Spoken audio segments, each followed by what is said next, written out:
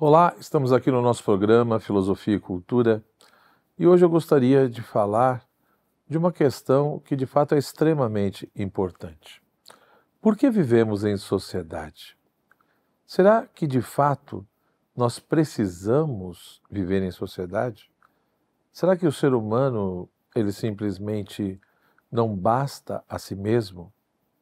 No mundo moderno, no mundo contemporâneo, muitos defendem que a vida em sociedade é simplesmente uma mera invenção do ser humano a partir, sei lá, de um certo tipo de contrato social que ele foi fazendo para poder evitar determinados problemas, para poder garantir a sua vida, ter paz, né? Proteger, enfim, sua propriedade, etc, etc. Será que é isso mesmo? Olha, analisando a nossa realidade humana, desde quando o ser humano surgiu na face da Terra, nós vamos vendo talvez que não é bem assim. Aristóteles, no mundo antigo, ele já dizia que um homem que não vive em sociedade, que não convive com outros, ou ele é mais que um homem ou ele é menos que um homem. Ou seja, ou ele é um deus ou ele é uma besta. Porque, no fundo, enquanto homem, enquanto ser humano, ele necessita dessa convivência, dessa relação com os outros. Portanto, esse tipo de frase ou de pensamento de Aristóteles mostra justamente o quê? Que a sociabilidade, né, a vida social ou viver em sociedade, é algo constituído em nós ou não é estabelecido para nós como um acréscimo ou simplesmente como algo extrínseco a nós, mas sim como uma exigência da nossa própria natureza. É o nosso próprio ser, é a nossa própria estrutura natural enquanto ser humano que de fato mostra que nós precisamos dos outros, né? Ou seja, se a vida em sociedade ou se viver socialmente é uma exigência da nossa própria natureza, é por isso que alguns autores vão dizer que, de fato, o homem ele é um animal social ou um ser social por natureza. E não simplesmente, né, porque ele fez aí um determinado acordo ou contrato para fundar a vida em sociedade. Na medida em que nós analisamos isso com calma, nós vamos vendo então que a vida social, essa expressão do ser social do homem ou a sociabilidade, ela acaba servindo a pessoa humana. Por quê?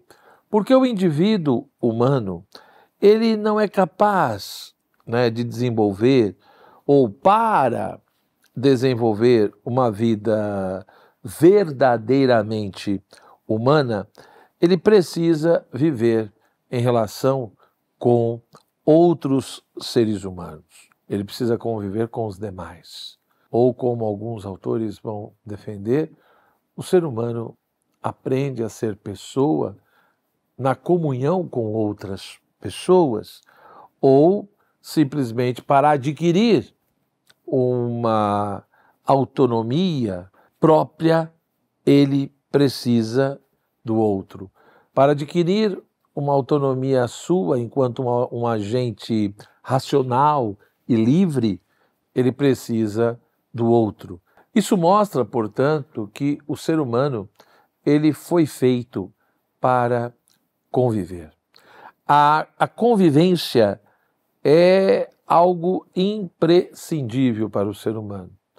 É um meio imprescindível, necessário, para que ele de fato vá atingindo não só a felicidade, a sua realização, mas também todo tipo de perfeição que ele pode atingir. O ser humano realmente na sua existência, no seu modo de ser, o fato de falar, se comunicar, o ato de falar, comunicar já mostra realmente que tem essa relação com o outro. Mas o que mostraria que realmente nós não somos autossuficientes? suficientes e que, portanto, viver em sociedade é uma exigência da nossa própria natureza. Primeiro, para viver, para sobreviver, nós precisamos do outro.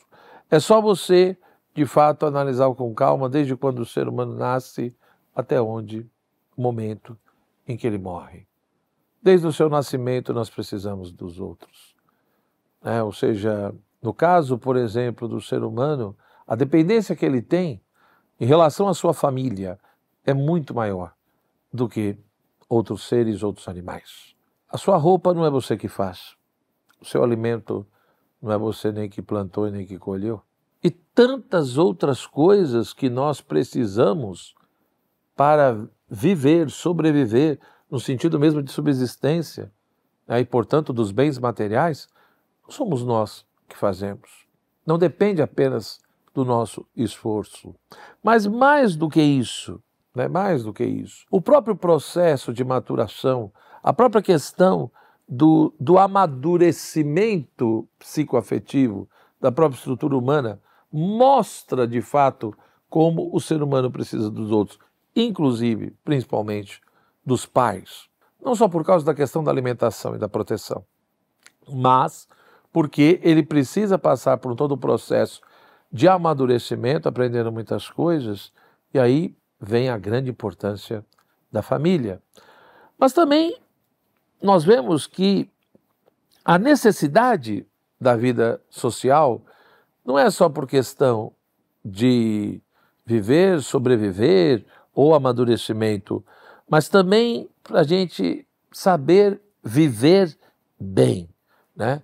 Ou seja, nós precisamos da vida social também por causa dos bens morais, onde é pela vida social, pela convivência, que nós muitas vezes vamos aprendendo o que é viver bem, o que é ter uma vida no bem, quais são os princípios e valores que devem nortear a nossa existência. Por isso que, de fato, todos nós deveríamos valorizar um pouco mais a comunidade, a sociedade que nós fazemos parte. Os seus vizinhos, a sua família, os seus amigos, né? E mesmo tantas pessoas que você não conhece, às vezes apenas viu em um momento ou outro, mas de fato nós humanos precisamos dos outros seres humanos. Ou seja, a questão da intersubjetividade, a questão da relação com o outro é uma coisa muito séria. É justamente na relação com esse outro que nós vamos, construindo o nosso eu e descobrindo quem nós somos. Nós entramos em relação com um outro. Esse outro, num primeiro momento, não é tão próximo, por isso que é um outro. Mas na medida em que esse outro vai se tornando próximo, ele vai se tornando um tu, ou seja, alguém que é mais próximo de mim. E na medida em que, de fato, eu entendo que esse outro não é um alter ego, não é um outro eu meu, não. Ele é um outro, é distinto, e quanto mais próximo esse outro vai ficando, ele vai virando um tu. E aí, de fato, eu vejo que tem a minha pessoa e esse tu. E é nesse processo, no final, que aparece o eu. É na relação com esse tu que eu vou descobrindo não só o nós, mas de fato quem eu sou. Por isso, quando eu excluo, nego, mato esse outro, esse tu, e não quero a convivência, no fundo você também está condenando você mesmo. Porque a constituição do próprio eu implica e necessita da relação com o outro. Porque, de fato, isso é uma exigência da nossa natureza. Pense um pouco nisso, né? Reflita, se questione, tá certo? Se gostou, deixa aí sua curtida, compartilhe, se aprofunde na bibliografia e você vai ver que o egoísmo não tem sentido nenhum. No fundo, é uma doença da alma.